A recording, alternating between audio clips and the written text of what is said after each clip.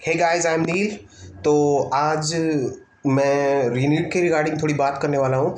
आप सभी लोग जानते हो कि रीनीट की डेट है वो आ चुकी है। 21 जून को एनटीए ने बोल दिया कि 21 जून को आपको फिर से एग्ज़ाम होगी। मैं एनटीए से एक बात पूछना चाहता हूँ कि 3 मई को आपने पेपर कराया, 10 मई को अपने बच्चों को ये बोल दिया कि पेपर वो ब्रीच हो चुका है, तो अब आपके जो एग्ज़ाम है वो 21 जून को होगी। लेकिन मैं एनटीए से ये पूछना चाहता हूँ कि आपने जो 21 जून की डेट दी है किस बेस पे दी है। बच्चे अभी 3 जून को 3 मई को फ्री हुए थे, वो घर भी नहीं पहुंचे होंगे। कोई घर पहुंचा होगा, कोई घर के लिए निकल रहा होगा। एक तरह से वो मतलब हाई स्ट्रेस मोड से, यानी कि 3 मई से वो पिछले 2-3 महीनों से हाई स्ट्रेस सिचुएशन में थे। वो किसी अपने लाइफ की बहुत बड़ी एग्जाम की तैयारी कर रहे थे, तो उनकी बॉडी थी वो एक हाई थ्रेट मोड में थी। तो उनका जो बॉडी थी वो एकदम से एक्टिव मोड में थी, और एग्जाम के बाद वो हल्का सा रिलैक्स हुए होंगे। तो आपने उनको सडनली फिर से बोल दिया है कि आपकी एग्जाम है वो आज से 30-40 दिन बाद फिर से होगी। ये तो वो वाली बात होगी कि कोई एथलीट है, वो मैराथन करके आया है, और वो जैसे ही मैराथन करने के बाद वो अपना थोड़ा आराम फरमा रहा है, तब आप उसे दोबारा बोल दे रहे हो कि आपको थोड़ी देर बाद फिर से आपको मैराथन के लिए दौड़ना है। तो वो कैसे मेंटली और फिजिकली उस चीज़ के लिए तैयार होगा। तो बस मैं यही कहना चाहता हूँ कि नीट का इतना वास्ट सिलेबस है, 2 साल तक किसी बच्चे ने उसकी तैयारी की है, और उस 2 साल की चीज़ को आप ऐसे कैसे बोल सकते हो कि 30 मिनट बाद आपको फिर से अपियर होना हो, भले ही उसका पेपर कितना भी अच्छा हुआ हो। बट एग्जाम है वो एक रिदम की तरह है, ऐसा नहीं होता, एक मोमेंटम चाहिए होता है। ऐसा नहीं हो सकता कि आप 10 दिन का बीच में गैप देकर फिर बोल रहे हो कि सडनली 30 दिन बाद आपकी एग्जाम हो जाएगी। तो अभी जिस हिसाब से जो गर्मी पड़ रही है, जो टेम्परेचर चल रहा है, यानी कि एक तरह से बच्चे एग्जॉस्ट हो चुके हैं। तो आप इतना जल्दी बच्चों को फिर से इतने बड़े एग्जाम के लिए नहीं फोर्स कर सकते। और न केवल एग्जाम, बच्चों को पढ़ने के लिए भी एक अच्छी मेंटल स्टेट का होना बहुत जरूरी है। आप सडनली किसी को बोल देते हो कि आज से 30 दिन बाद एग्जाम है, तो ऐसा नहीं है कि बच्चा बुक उठाया, पढ़ने बैठ गया और सारी चीज़ें फिर से रिदम में आ गई। एक रिदम बनने में, एक मोमेंटम बनने में टाइम लगता है। तो एटलीस्ट एनटी को अच्छे से सोच के ये फैसला देना चाहिए था कि एग्जाम की डेट है वो 25 जुलाई के आसपास जानी चाहिए। ये कहीं ना कहीं जल्दबाजी में, और ऐसा लगता है कि कोई प्रेशर भरा फैसला है एनटीए का। उन्होंने जल्दी से ये बोल दिया कि कैसे ना कैसे करके 30 दिन के बाद हम एग्ज़ाम ले लेते हैं। रही बात ये कि कुछ लोग ये कहते हैं कि अगर एग्ज़ाम जुलाई में जाएगा तो फिर काउंसलिंग प्रोसेस लेट होगी। तो मैं एक ही बात पूछना चाहता हूँ, भाई ये एक फेल्योर है। नीट ब्रीच होना, लीक होना, ये एक फेल्योर है। ये तो वो वाली बात हो गई ना कि कोई मैच है वो 7 बजे शुरू होना था, कोई क्रिकेट मैच है जैसे आईपीएल चल रहा है, 7 बजे शुरू होना था, 11 बजे खत्म होना था। अब किसी वजह से वो मैच 9 बजे शुरू हो रहा है और आप चाहते हो वो 11 बजे खत्म हो जाए, तो ये कैसे होगा? क्योंकि वो एक डिस्टर्बेंस आया है बीच में। तो वो 9 बजे स्टार्ट हुआ तो फिर वो 1 बजे ही खत्म होएगा।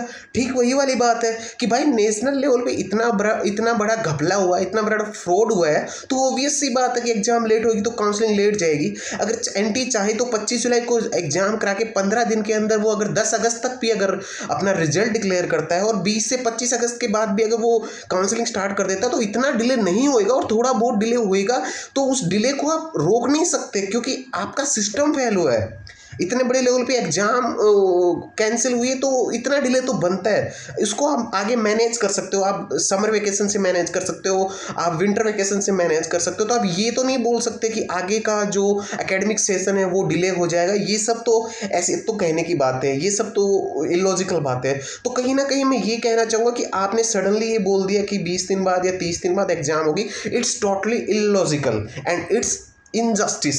ये बात बिल्कुल बच्चों के लिए नहीं है। ऑलरेडी बच्चे बहुत पैनिक मोड में है।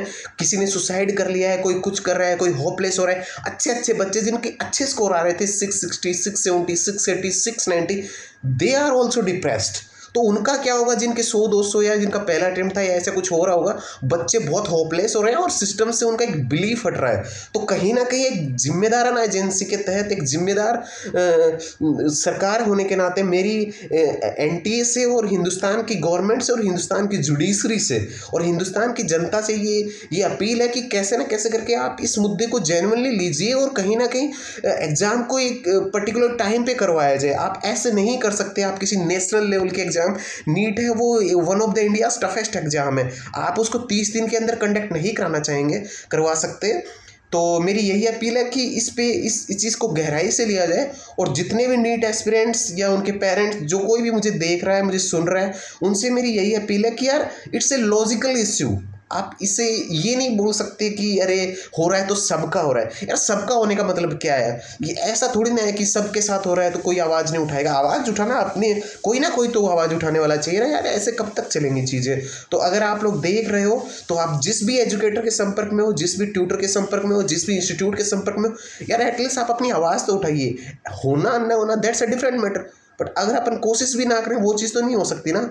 तो मेरा सबसे यही अपील है कि यार इट्स टू अर्ली, मतलब 21st June is too early. तो आप इस चीज़ पे आवाज़ उठाइए। और रियली यार पढ़ना बहुत मुश्किल है, इतने हैवी टेम्परेचर के अंदर, काफ़ी भयंकर गर्मी है पूरे इंडिया में। अभी राजस्थान में 46 47 48 डिग्री टेम्परेचर चल रहा है। इस गर्मी में टेस्ट देने जाना, इतना मेंटल स्ट्रेस है, उसको हैंडल करते हुए पढ़ाई करना। और एक डिलेमा में ब्रेन चला गया है, कभी कुछ न्यूज़ आ रही है, कभी कुछ न्यूज़ आ रही है। तो एंटी को टाइम लेना चाहिए पूरा। आप ऐसे किसी, वैसे ही एग्जाम साल में एक बार होता है और वैसे ही 3 घंटे का हो सकता है। तो आपका सिस्टम इतना खतरनाक है कि आप 3 घंटे में जज कर लेते हो कि किस लड़के को मेडिकल कॉलेज भेजना है और किसको नहीं भेजना, जो कि अपने आप में एक सोचने लायक क्वेश्चन है। तो आप उन 3 घंटों को ऐसे ही नहीं ले सकते, आपको अच्छे से सोचना होगा। तो जितने भी ब्यूरोक्रेट्स हैं एनटीए में, वो जितने भी जिम्मेदार लोग हैं, उन सबसे मेरी यही अपील है। और इस देश के जितने भी हुक्मरान हैं, मेरी उनसे भी अपील है कि इस मुद्दे को सीरियसली लिया जाए। आप ऐसे नहीं कर सकते। ये कोई वो 1930 1940 वाला इंडिया नहीं है। ठीक है, ये 2025-26 का भारत है और यहाँ की यूथ अवेयर है। ठीक है, तो हम लोग हैं वो ऐसे नहीं चलने देंगे कि आप कुछ भी करो और कुछ भी चलता रहेगा। तो आवाज़ उठानी होगी और अच्छे से आवाज़ उठानी होगी भाई। कोई उठाए या ना उठाए, हम लोगों को तो, जो इसके प्रतिभागी हैं, हम लोगों को तो आवाज़ उठानी होगी। तो बस मैं यही कहना चाहूँगा कि कोशिश तो बनती है यार। और अगर आप मेरे मुद्दे से, अगर आपको लगता है कि मैं गलत बोल रहा हूँ, या तो फिर आप सोच के मुझे बता सकते हैं। लेकिन यार जिसके 680 690 आए हुए हैं, वो बच्चा भी कहीं ना कहीं मेंटली फिट नहीं है, क्योंकि अपने आप में एक बहुत बड़ा ट्रॉमा हो गया है। ठीक है, और ये ट्रॉमा अब का नहीं है, 3 साल से ट्रॉमा चल रहा है। कभी कुछ हो जाता है, कभी कुछ हो जाता है। तो चीज़ों को थोड़ा अच्छे से एनालाइज किया जाए। ठीक है, कुछ लोग ये बोल सकते हैं कि जब 2015 में नीट वो हुआ था, लीक हुआ था, तो एग्ज़ाम कैंसिल होने के 40 दिन बाद फिर से एग्ज़ाम हो गया था। तो मैं उन महानुभाव, उन गणमान्य लोगों से एक बात बोल देना चाहता हूँ कि जब 3 या 4 मई को 2015 को जब पेपर लीक हुआ था, तो पेपर कैंसिल हुआ था 14 जून को। 3 मई से लेकर 14 जून तक अपने आप में एक अच्छा टाइम पीरियड होता है। उस टाइम पीरियड के अंदर बच्चे मीडिया के थ्रू, टीवी के थ्रू या न्यूज़पेपर्स के थ्रू इस चीज़ के टच में थे कि उनके पेपर में घपला हुआ है। तो 40 दिन में उनका ब्रेन उस चीज़ को एनालाइज कर पा रहा था कि हमारा एग्जाम दोबारा होगा। 40 दिन एक बहुत लंबा टाइम पीरियड हुआ है। और इस बार क्या हुआ है कि 3 मई को पेपर हुआ और आपने 6 दिन के अंदर अंदर बच्चों को ये बोल दिया कि एग्जाम कैंसिल। तो वो जो टाइम पीरियड है, वो अपने आप को समझाना, अपने दिमाग को इस चीज़ के लिए कन्विंस करना कि हाँ, जो एग्ज़ाम हमने दिया है वो कैंसिल हो गया है और हमारा एग्ज़ाम फिर से होगा, उसका जो टाइम पीरियड है वो बहुत कम है। मात्र 6 दिनों में दिमाग को ऐसा समझाना और उसके हिसाब से उसको अडेप्ट कर लेना, ये थोड़ा टफ है। तो ये वाला तो आर्ग्यूमेंट तो बिल्कुल नहीं चलेगा कि देखो 2015 में कैंसिल होने के 40 दिन बाद पेपर हो गया था। क्योंकि जब 40 दिन बाद पेपर हुआ था, बट कैंसिल होने से लेके एग्जाम हुई थी, उससे लेके और कैंसिल होने के बीच में भी अपने आपको 40 दिन का टाइम मिल गया था। तो उस 40 दिन के टाइम पीरियड में बच्चों को ये पता लग गया था कि हाँ, इस लेवल पे कुछ ना कुछ घपला हुआ है और हमारी एग्ज़ाम दोबारा होगी।